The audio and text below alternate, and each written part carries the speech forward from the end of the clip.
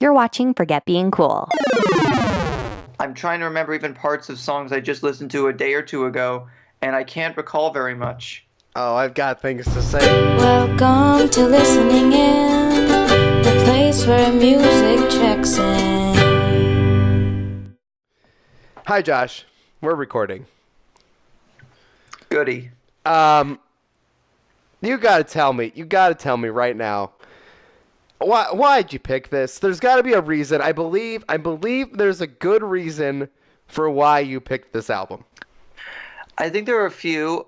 Number one being that I like to try as a podcaster, I like to keep you on your toes. Okay. So we're not doing the same sort of thing over and over. Secondly, it was an album I was thinking of at the time I suggested it because I had given it a re-listen earlier in that week, and I also thought, this might be a good thing to discuss. It's been a while since I last heard it. It might be good.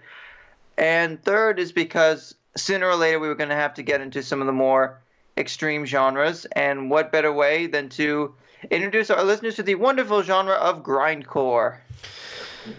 I want to tell you, Josh, that I was excited. I want to tell you that I legitimately went in this hoping this would be great. Every single track on this album, the only thing it has going on for it, in my opinion, legitimately 100%, the only thing that every track has going for it is they are short. That's what grindcore is. I mean, every song... Okay, first off, for those of you that are using this episode as a jumping on point, welcome to the Listening In podcast, where occasionally we discuss music and music-like things. And this week's episode is the sophomore album from Singaporean grindcore band Wormrot, Dirge, originally released in 2011. Wormrot, Dirge. Dirge, one. What? I don't know. Look, I probably should have looked this up. I probably should have cared more. I'm going to be completely honest. I probably should have gave every bit of this album a fair shake.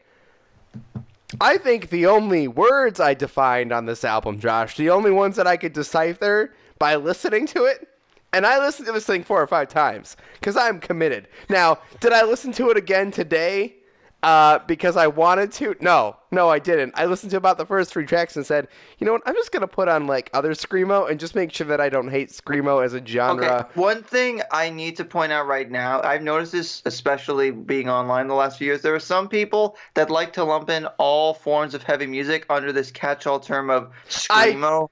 So I was gonna define this, Josh, right now, and by this I was going to define the genre that I enjoy. I've decided I enjoy angry rock, and I don't enjoy Screamo. But see, even using the term angry rock, there's a lot of stuff that, if you're just being blunt, can fall under that, Got to be a little more specific. Yes. I think we've dilly-dallied around the album, why this is challenging. So I've decided I can only hear the words "I am angry" in one of these tracks. Now, I'm not sure if those words are really in there. But those are the only words I think I understood, which is "I am angry" over and over and over. And so I tried, Josh. I really did. And what I come to, I started going through and going, do I like the drums on this track? Do I like the guitar on this track? Do I like the vocals on this track?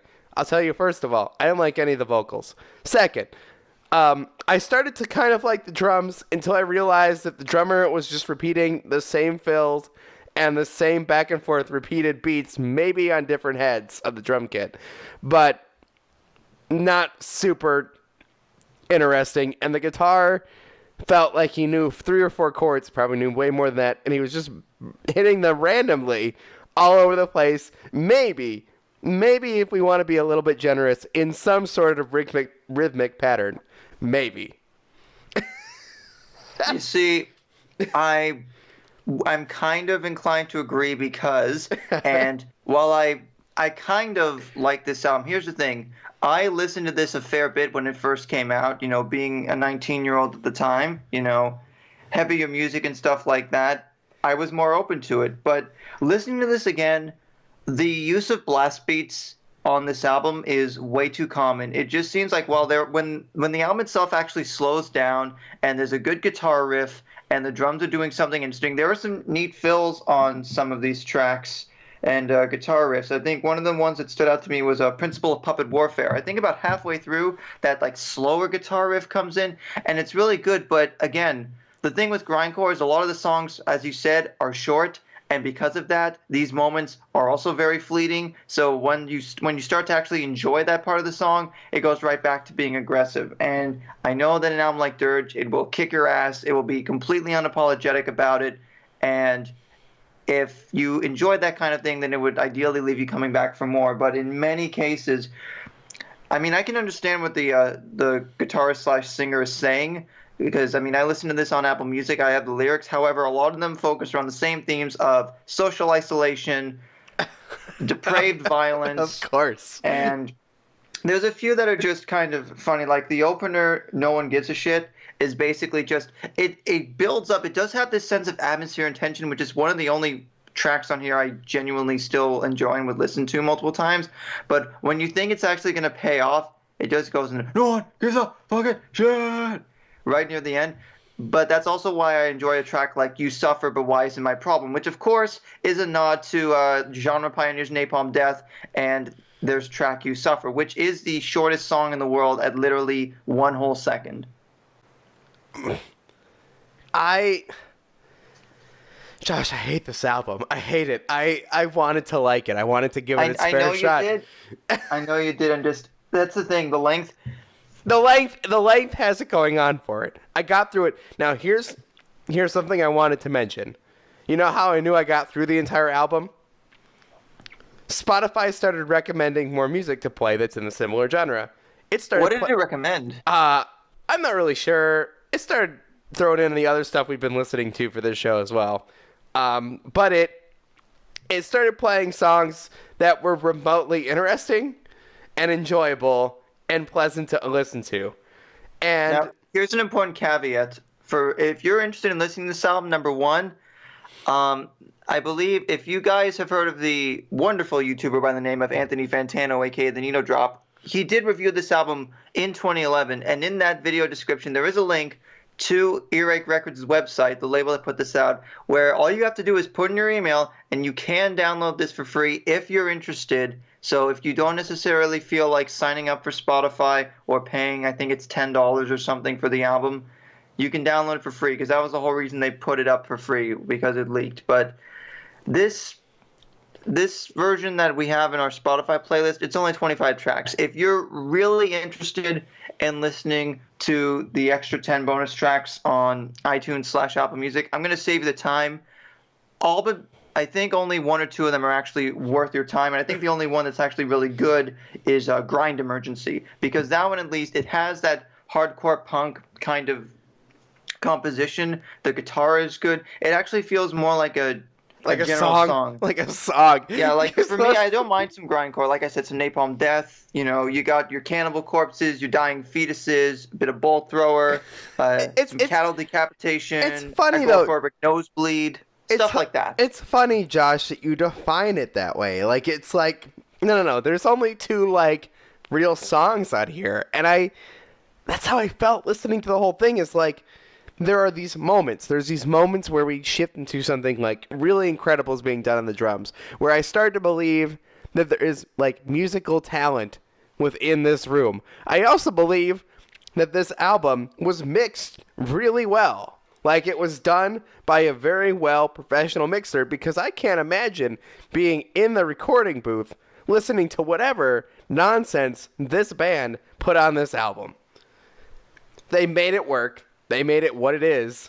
The one lesson I want everybody to take away from listening to this album, which I always recommend you guys go and listen to the albums that we talk about, whether or not it's your thing. Maybe don't add it to your library, but go give this thing a quick listen, and, like, I seriously don't believe that they're, like, other than these fleeting moments where they're in a really cool riff or something, do I believe these guys knew anything about music. Like, I wouldn't believe it.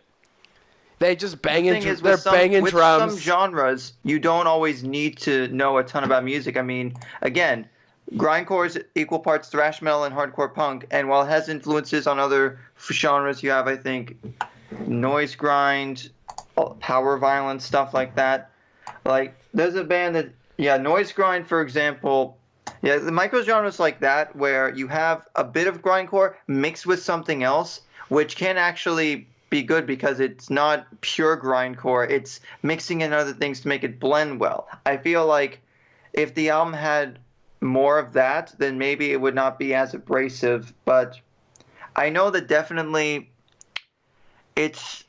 I wanted to like it more because I liked it so much when it first came out, and I don't know if I'm more disappointed in myself for not having listened to it more recently to be able to enjoy it more, or I think just really wanting 35 tracks to be memorable, because it's not even half an hour long, and the fact that I can barely remember more than a hand's worth of notable things from an album that's not even 30 minutes when, most albums are between 38 to 50 or something. Right. Anyway, Josh, this is what we think of Dirge. Dirge. I heard Wormrot's newest album from 2016 was fairly good, but I'm it's curious, also 20 tracks in about 26 minutes. Do people believe that this is good? Like, that's a fun part of this podcast. We're going to cover all sorts of genres from all around the world, ideally, and I'm curious to see what other people think. Right. So, guys, go give this album a listen. It's not that long. Yes, it may punish your ears a little bit, and yes, you may not remember any of it when it's over, but write those tiny, fleeting moments that you do remember in our comment section below. Of course, as always, you can get what we're going to listen to next and all our stuff over at forgetbeingcool.com on the listening in page. All those links are in the description. That's the best place to go. Just follow the description / show notes if you're on iTunes. Guys, that was listening in. Thanks for listening with us. Bye. And please headbang responsibly. For more great discussions, hit that subscribe button or visit forgetbeingcool.com.